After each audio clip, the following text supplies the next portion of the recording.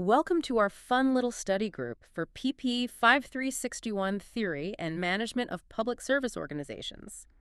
These are the readings from the required text. The Diversity Bonus, How Great Teams Pay Off in the Knowledge Economy, Chapter 7. It is genuinely good to be back. We're tackling the final chapter today, aren't we? This is the grand finale. We are indeed. And I have to say, acting as the enthusiastic study partner who has actually done the reading, which, let's be honest, is a role I was born to play, I am genuinely excited to break this one down. I can see that. This isn't just a summary, It feels like the how-to manual we've been waiting for this whole time. It's like we spent 6 chapters learning the physics of flight, and now we're finally sitting in the cockpit. That is a perfect analogy. It really is. The previous chapters, they established the theory, the math, the logic of why diversity works, all the theorems. But Chapter 7, which is titled Practice D&T plus D&I, this is where the rubber meets the road. This is the messy part. This is the messy, complicated struggle of, well, implementation. Right. And speaking of struggle, the author starts with this fantastic anecdote. He's presenting to NASA. I love this scene. Oh, yeah. He's in a room full of literal rocket scientists, people who calculate orbital mechanics for a living, and he tells them, flat out, social science is harder than rocket science. It is such a bold opener. I mean, probably the boldest thing you could possibly say in that specific room. It is. You can just imagine the eyebrows going up all around the room, the skepticism. Excuse me, sir, we land rovers on Mars using math. You do surveys. Right. We deal in constants. Yeah. But his logic, it holds up, and it's so critical for framing this entire discussion. How so? Well, rocket science deals with physics. Gravity is constant. It's predictable. The speed of light doesn't wake up on the wrong side of the bed, The variables behave themselves. Exactly. If you calculate the trajectory correctly, the rocket goes where it's supposed to go, period. But social science? Social science deals with people, and people are messy, unpredictable, and, well, remarkably diverse. You're dealing with psychology, sociology, bias, emotion, conflicting agendas. Everything. You can't write a differential equation for how Bob in accounting is going to react to a new hiring policy on a Tuesday morning if he hasn't had his coffee yet. Precisely. And that right there, that frames the difficulty of this entire topic. We are trying to engineer outcomes in a system, a human organization that is inherently resistant to simple engineering. We're trying to apply a formula to something that just hates formulas. Which brings us right to the big problem statement of the chapter, and that is, we're spending a fortune on this. A fortune. The numbers are staggering. The author throws out some figures from around 2015. Google planned to spend $150 million on diversity initiatives. $150 million? Apple, $50 million. Intel was throwing hundreds of millions at it. That is a lot of cash. It's a massive investment. And this is the real so what moment for anyone listening. Despite those 9-figure investments. All that money. The needle barely moved. The numbers regarding representation at those companies, they just didn't fundamentally shift in a way that reflected that spending. So nothing really changed. In some metrics, they completely flatlined. That's depressing. If I spent $150 million on a gym membership, I'd expect to look like The Rock by the end of the year, I'd expect to be able to lift a car. You would hope so. But instead, what we often see in the corporate world is it's backlash, or what the author calls diversity fatigue. People just get tired of it. They get tired of the initiatives because they don't see the results, or they feel like it's just some compliance exercise. They see the money going out. They see the mandatory seminars, but they don't see the bonus. So that's our mission for this deep dive. We want to move past the spending figures. We want to understand the specific practice required to make diversity actually work. Yes. The author has this great line about turning a dog's breakfast of confusion into a diversity bonus. And that is the key term, the diversity bonus. We aren't just talking about equity here, though that is, of course, vital. We're talking about better performance. This is about results. It's about being smarter, faster, and more innovative. But getting there, it requires moving away from something the author calls magical thinking. Oh, I loved this section. Magical thinking. It sounds like something from a fantasy novel or maybe a tarot card reading. Right. But it's actually a critique of how most companies, maybe most HR departments, approach this. It is a very sharp critique. The author paints this image.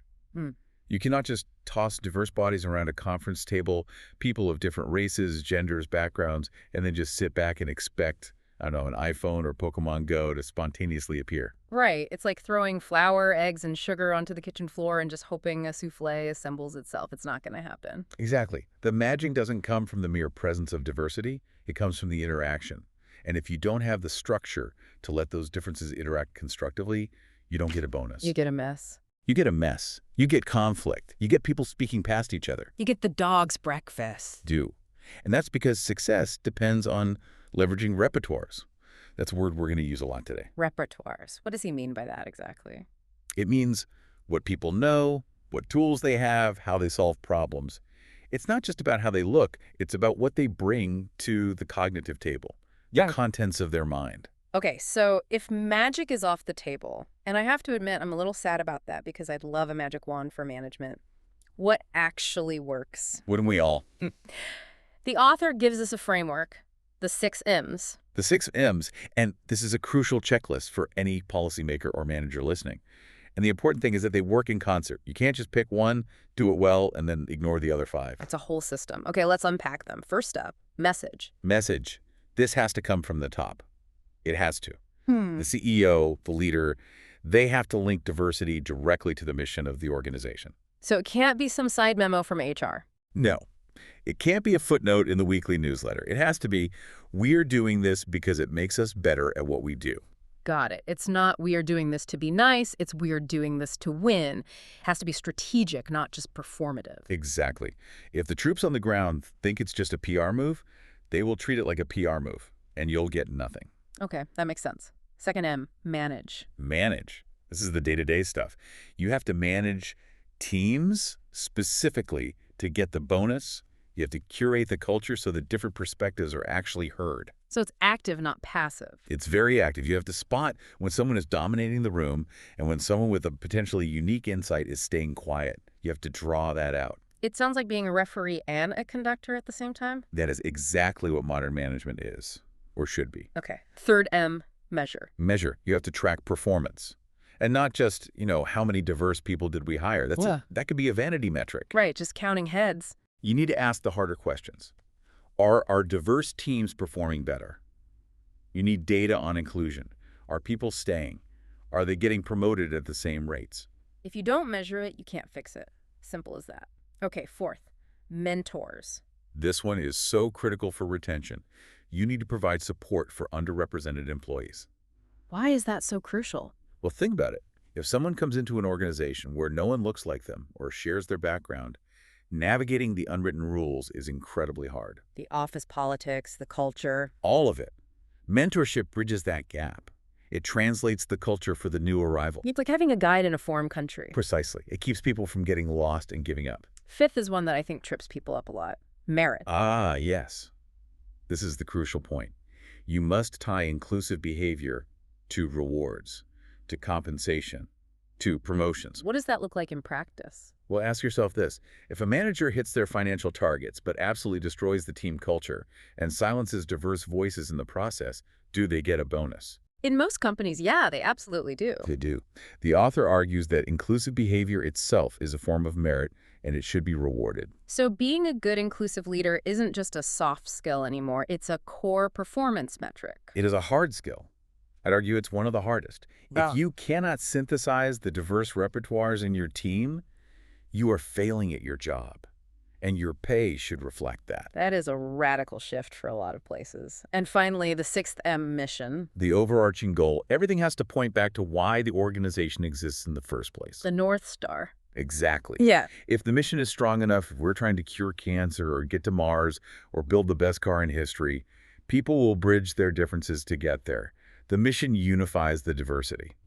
When you look at these 6 M's together, message, manage, measure, mentors, merit, mission, it really just sounds like, well, good management. That is the fascinating analysis the author makes. Yeah. He notes that success in diversity initiatives correlates almost perfectly with buttoned-down, effective management in general. So it's not some separate, special thing. No. It turns out that the companies that are good at diversity aren't using magic. They're just really disciplined. Diversity isn't a side project. It's a management discipline. That makes total sense. I mean, if you're sloppy with your accounting, you're probably going to be sloppy with your hiring. Right. If you're disciplined with your supply chain, you're probably disciplined with your team building. Precisely. Excellence is a habit, and it applies across the board. Okay, so we have the framework, we have the 6 MEMS, but knowing the framework and actually doing it are two very different things. Worlds apart. And this brings us to what I think is the absolute highlight of this chapter. I mean, it's just a brilliant analogy. The NBA three-point shot. It is such a brilliant metaphor.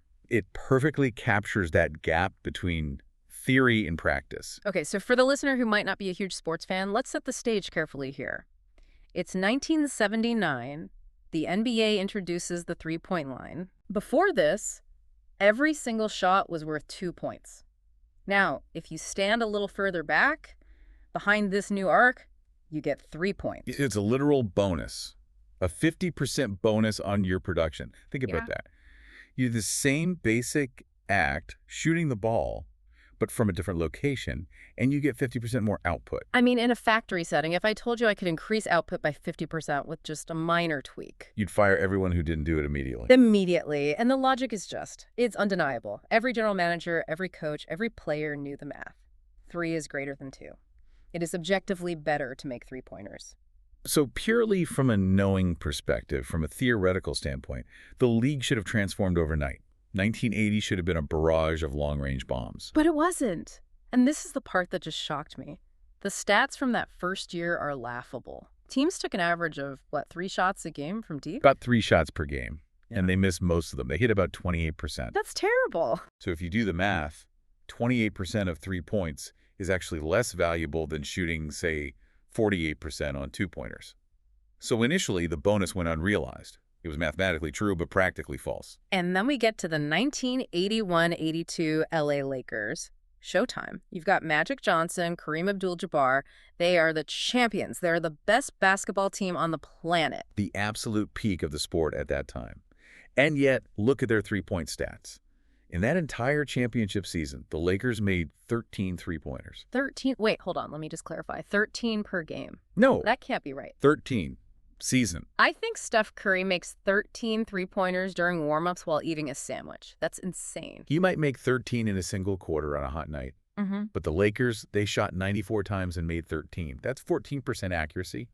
They were terrible at it. But they were the best team in the world. How is that possible? And that is the point.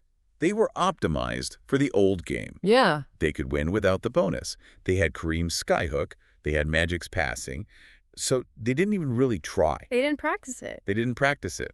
It was a novelty to them, a gimmick. Okay, so fast forward to the modern era.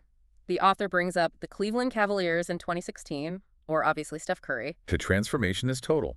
It's a different sport. The Cavaliers hit 25 three-pointers in a single game. In one game. That is double what the Lakers made in an entire season. Double. And Steph Curry. He's shooting 400-plus threes a season at 45% accuracy. He's a machine. So what changed? Did humans evolve better wrists in 30 years? Did we get a genetic update that I missed? No. They practiced. It was never about knowing the math. Everyone knew the math in 1979. It was about the skill set. Right. Players spent thousands of hours in the gym, or in Curry's case, on a dirt driveway, shooting from deep range until it became muscle memory.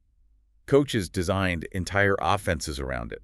The whole system adapted to the shot. And here is the connection to diversity. This is the aha moment that ties the whole chapter together. Right. We currently know the diversity bonus exists. The academic literature, the math we've discussed in previous chapters, it's like the three-point line. We know that diverse teams can outperform homogeneous ones on complex tasks. We see the line painted on the floor, 3 is greater than 2. But our organizations, our companies, are the 1982 Lakers. Exactly. We see the line, but we keep throwing up bricks.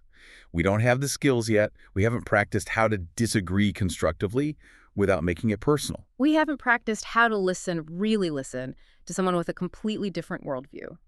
We haven't practiced how to integrate different cognitive repertoires. We're still just passing the ball to Kareem under the basket because it's what we know how to do. So when a company says, diversity doesn't work for us, it's like the 1982 Lakers saying the three-point shot doesn't work. Yes, that's it right there. It's not that the shot is bad. It's that you are bad at shooting it. Diversity isn't a state of being. It's a skill set. It requires practice. That is such a powerful reframing.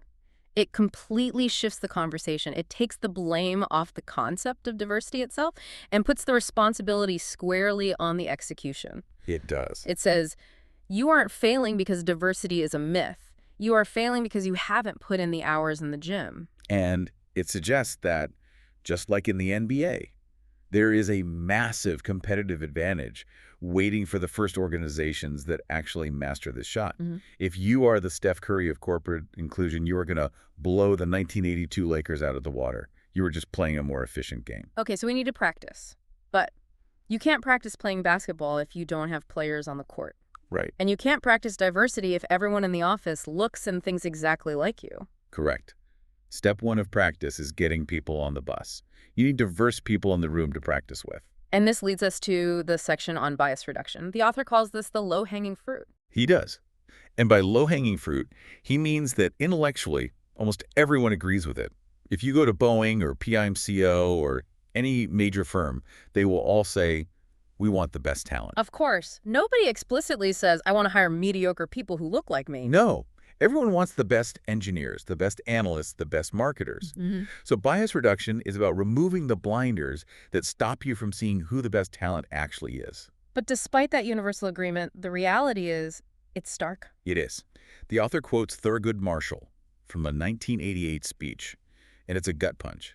Marshall said, a child born to a black mother in a state like Mississippi has exactly the same rights as a white baby born to the wealthiest person in the United States. And then he added simply, it's not true. it's not true. That just, wow, that hits hard. And the author validates this with modern data. It wasn't just true in 1988, it's true now.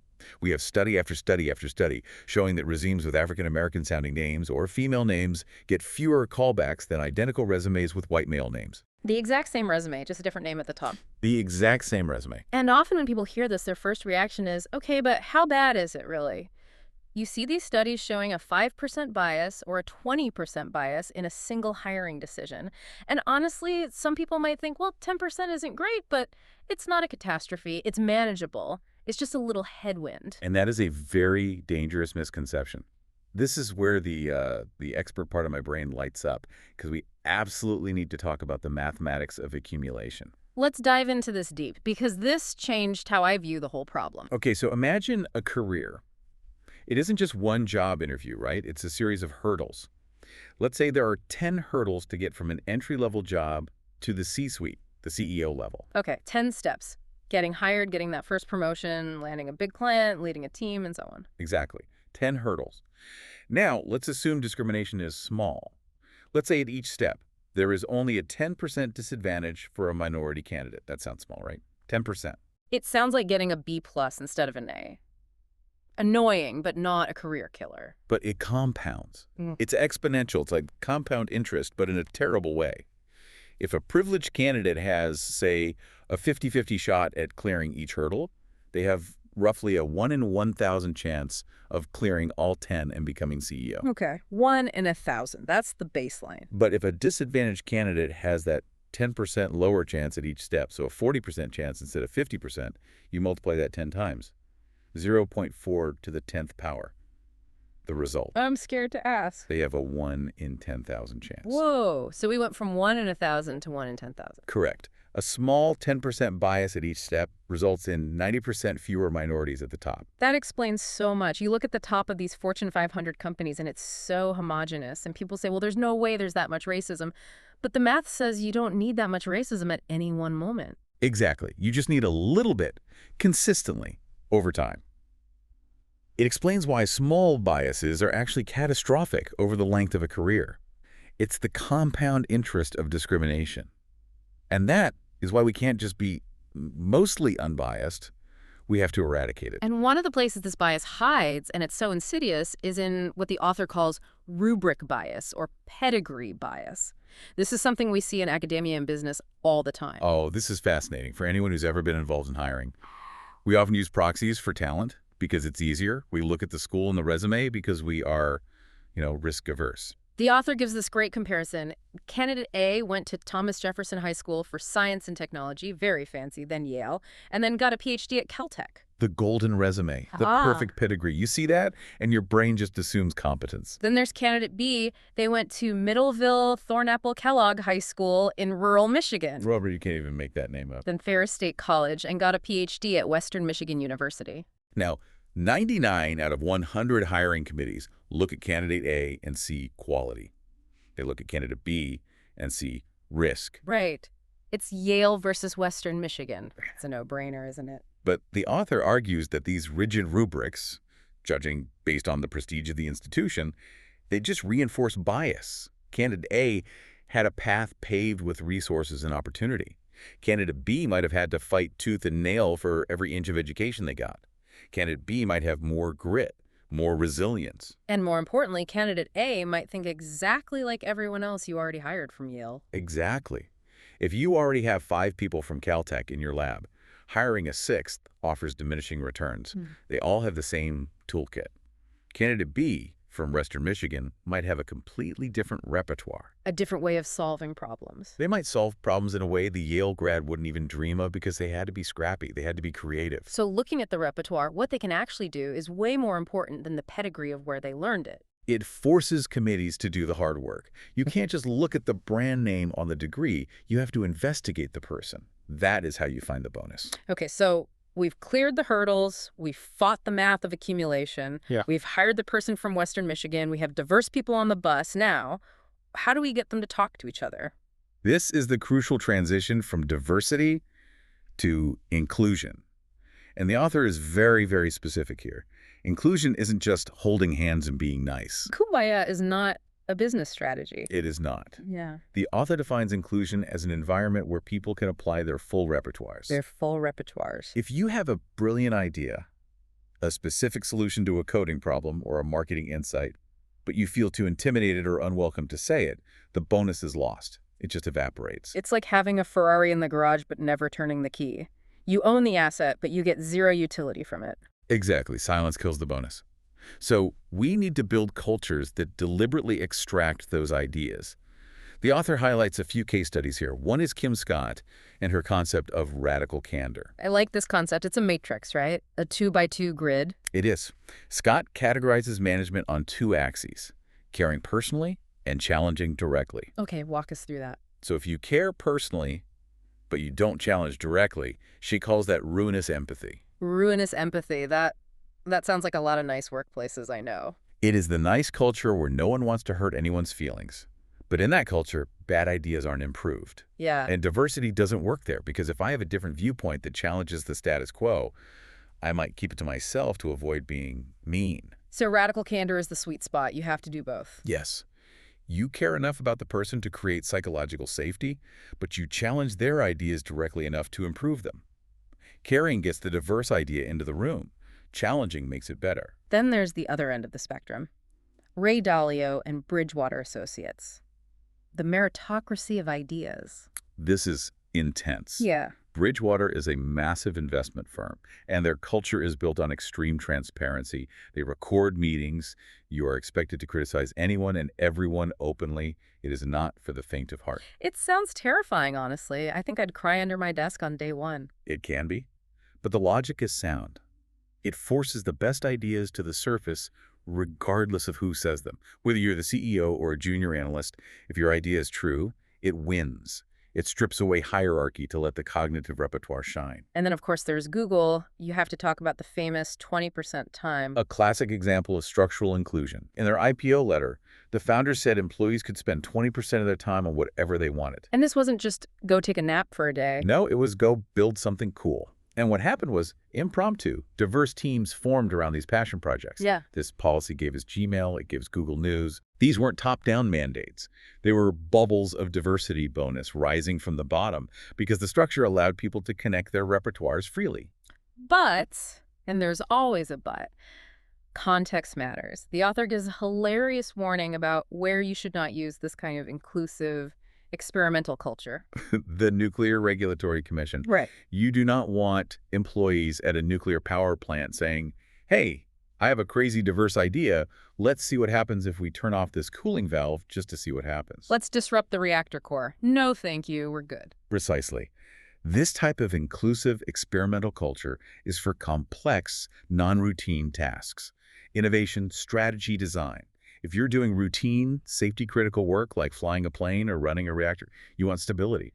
You want protocol. That's the hidden figures example the author uses, right? With Katherine Johnson. Yes, exactly. When Katherine Johnson was doing hand calculations for known trajectories, it was routine. Accuracy was the only goal. But when she moved to the Space Task Group, she was doing non-routine analytic geometry. She was figuring out trajectories that had never been flown before. So the problem changed. The problem changed. That was where her specific, diverse genius was needed. She moves from a do-the-math role to a solve-the-unsolved problem role. Yeah. That is where inclusion pays its biggest dividends. Okay, so we have the people, we have the culture, now we need the tools to measure if any of this is working. The author talks about people analytics. This is the frontier. And honestly, it's an area where we are currently failing. We are in the stone age of people analytics. The author points out a massive fundamental error in how we hire. We evaluate individuals, we look at GPA, IQ, individual test scores, but we almost never work alone. We work in teams. It's the Vint Cerf paradox. Tell the Vint Cerf story. This is just wild. So, Vint Cerf is literally one of the fathers of the internet. He won the Turing Award, which is the Nobel Prize of Computing. He has the Presidential Medal of Freedom. He is a living legend. A certified genius, no question. But legend has it, when he applied to Google, his hiring was delayed. And the reason why? Because the automated HR system required him to submit a college transcript. You're kidding. I'm sorry, Mr. Father of the Internet. We need to see your grades from 40 years ago before we can hire you to work on the Internet. It illustrates the absurdity of our rigid individual metrics. We are so obsessed with individual proxies like GPA that we miss the actual value of the person. And more importantly, we miss how they fit into the team. So what's the alternative? The author calls it Moneyball for corporate teams. Think about baseball or basketball today. In the old days, scouts just looked for good players. Now they look for specific skill sets that complement each other. We need a guy who can get on base because we already have a guy who hits home runs. Corporate America needs to do the same thing. Instead of asking who is the smartest person, we should be asking who has the cognitive repertoire that complements what we already have. Exactly. If you have 4 people on your team who are brilliant at macro strategy, hiring a 5th macro strategist, even a genius one, adds very little value. You might need someone who is obsessive about operational details to actually execute the strategy. There's a great example he gives about March Madness, the NCAA basketball tournament. This one just kills me. So the author visits a big firm, a huge firm. They make multi-million-dollar decisions on products every day. And he asks them, do you track data on who makes good predictions? Do you know which pairs of employees work well together? And what do they say? They say, no, we don't keep data on that. But They did track data on their office March Madness pool. of course they did. Priorities. And the data from the basketball pool showed something fascinating. The entry that averaged everyone's predictions, the wisdom of the crowd, beat almost all the individual experts, year after year. So the data was staring them right in the face. It proved that the diverse group was smarter than the individuals. Yes. But the firm wasn't applying that lesson to their actual multi-million-dollar business. They rely on seat-of-the-pants, thinking for their teams while spending billions on other R&D. The author's just begging them. Use the data, run the regressions, build teams scientifically. It seems so obvious once you say it out loud. Why are we guessing at team composition when we have the data right there? Because it's hard.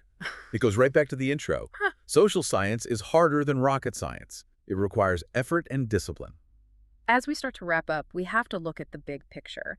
The conclusion of the chapter brings us back to these huge success stories, and you can't talk about a diversity bonus without talking about the musical Hamilton. Hamilton is the perfect cultural touchstone for this entire concept.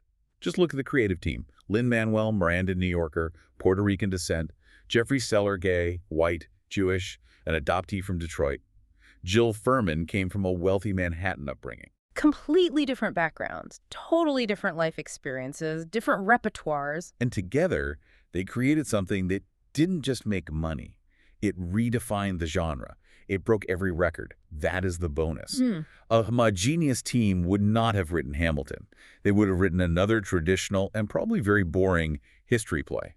This leads to the final reframe of the whole idea, and I think this is the most important takeaway for our listeners.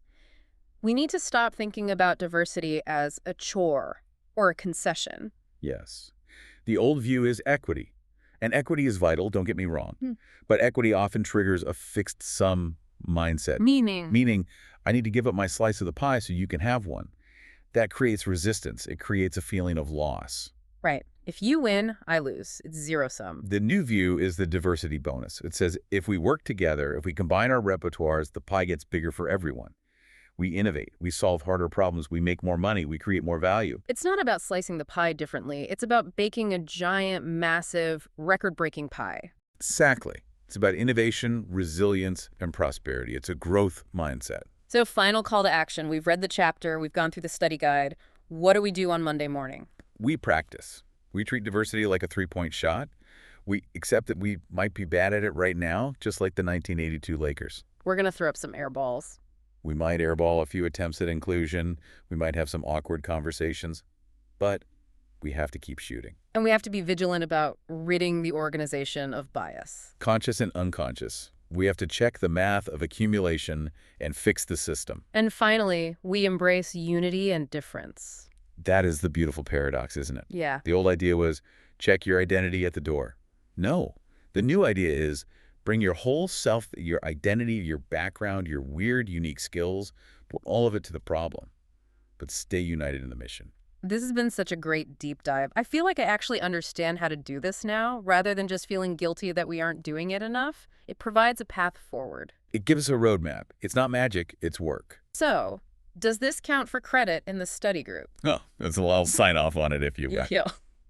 Before we go, though, leave us with one final thought, something for people to chew on. Okay. Here is something to think about as you go back to your offices or your teams.